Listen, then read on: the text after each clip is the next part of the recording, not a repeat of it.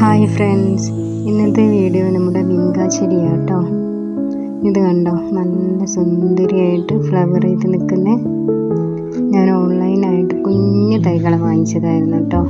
ഒരു തൈക്ക് 4 രൂപ വെച്ച് 100 തൈകൾ വാങ്ങിച്ചിരുന്നേ. അപ്പം വാങ്ങിക്കുമ്പോൾ അവർ പറഞ്ഞിരുന്നു ഇത് മിക്സ്ഡ് കളറാണ്, ഒരുപാട് കളറൊക്കെ ഉണ്ടാവും എന്ന് പറഞ്ഞു. ഓൺലൈനിൽ ആകുമ്പോൾ നമുക്ക് എല്ലാം സംശയമാണല്ലോ. എന്തായാലും ഞാൻ നട്ട് നോക്കിയപ്പോൾ കുറച്ച് വലുതായപ്പോൾ തന്നെ തലപ്പ് ഞാൻ കട്ട് ചെയ്ത്.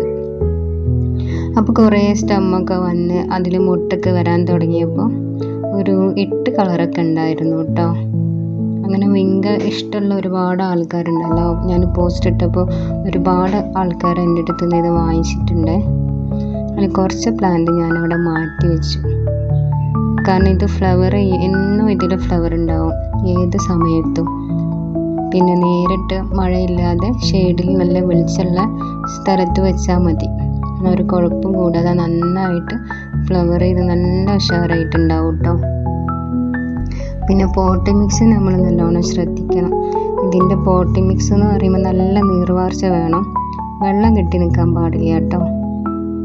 അപ്പം മണ്ണും കൂടെ പോട്ടി മിക്സ് ആക്കിയിട്ട് ഞാനതിൽ നട്ടു കൊടുത്തതാണ്. പിന്നെ കുറച്ച് നമ്മളെ കരിയിലേൻ്റെ പൊടിയും കൂടെ ഇട്ട് കൂട്ടി പോട്ടി മിക്സിൽ, അല്ലാതെ വേറെ വളങ്ങളൊന്നും ഇതിന് ചേർത്തിട്ടില്ല കേട്ടോ.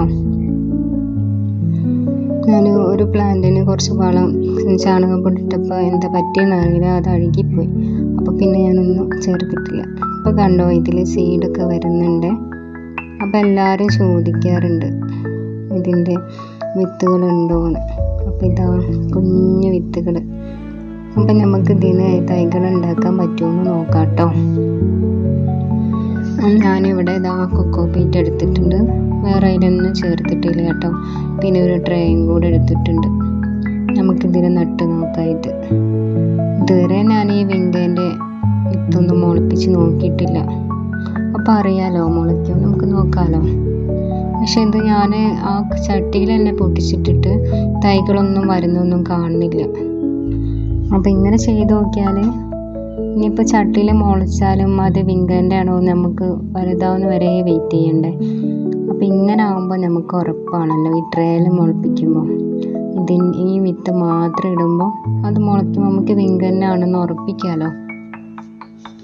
അപ്പം അങ്ങനെ ചെയ്ത് നോക്കാമെന്ന് വെച്ച്. പിന്നെയെന്ന് പറയണമെങ്കിൽ നല്ല ഭംഗിയാട്ടോ ഈ ഫ്ലവർ കാണാൻ. ഇതിന് പ്രത്യേകിച്ച് സ്മെല്ലൊന്നുമില്ല കേട്ടോ. കൂടുതൽ പേർക്ക് അറിയായിരിക്കും, എന്നാലും ഇത് ഒത്തിരി കളർ ഇങ്ങനെ ഒരുമിച്ച് ഫ്ലവർ ചെയ്ത് നിൽക്കുന്നത് കാണാൻ നല്ല ഭംഗിയാട്ടോ. അപ്പോൾ ഇതാ കൊക്കോ പീറ്റൊക്കെ വെച്ചിട്ടുണ്ട്. ഞാൻ ഇതിലേക്ക് വിത്തുകൾ ഓരോന്നായിട്ട് ഇട്ട് കൊടുക്കാം. തൈകൾ ഉണ്ടാക്കുവാണെങ്കിൽ നമുക്ക് ഇതിൻ്റെ കട്ടിങ് വെച്ചിട്ടും തൈകൾ ഉണ്ടാക്കാം, വിത്ത് വെച്ചിട്ടും തൈകൾ ഉണ്ടാക്കുന്നുണ്ട്. അപ്പോൾ കൂടുതൽ ചെടികൾ നമുക്ക് ഉണ്ടാക്കാമല്ലോ, പുറത്തുനിന്ന് വാങ്ങിക്കേണ്ട ആവശ്യമൊന്നുമില്ല. ആവശ്യമുള്ളവർക്ക് കൊടുക്കുകയും ചെയ്യാം.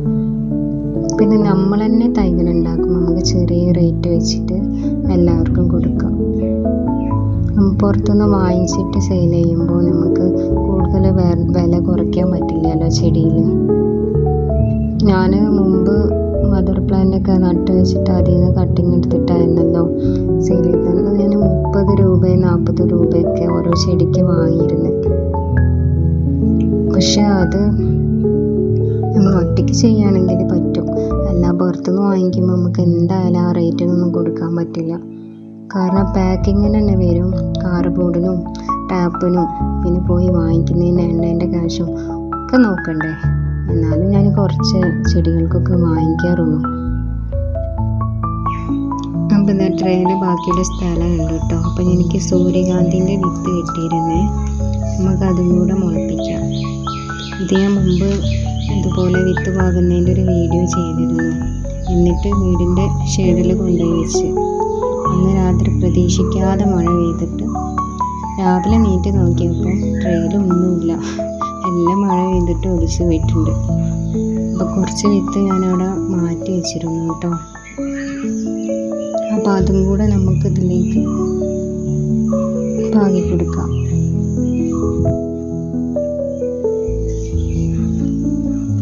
ഇവിടെയൊക്കെ സൂര്യകാന്തി നന്നായിട്ടുണ്ടാവും എൻ്റെ ചേച്ചിയൊക്കെ സൂര്യകാന്തി നട്ടിട്ട് നല്ലോണം ഫ്ലവർ ചെയ്തിരുന്നേ.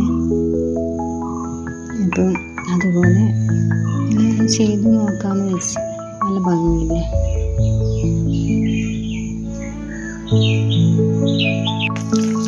കുറച്ച് വെള്ളം തളിച്ച് കൊടുക്കാം കേട്ടോ. നല്ല ഷെയ്ഡിൽ വയ്ക്കാം. ചില സ്ഥലത്ത് ഇതാ ഒരു മാസമായിട്ടില്ല, 15 ദിവസമായിട്ടുള്ളൂ കേട്ടോ. ഇതാ സൂര്യകാന്തിൻ്റെ വിത്ത് മുളച്ചിട്ടുണ്ട്.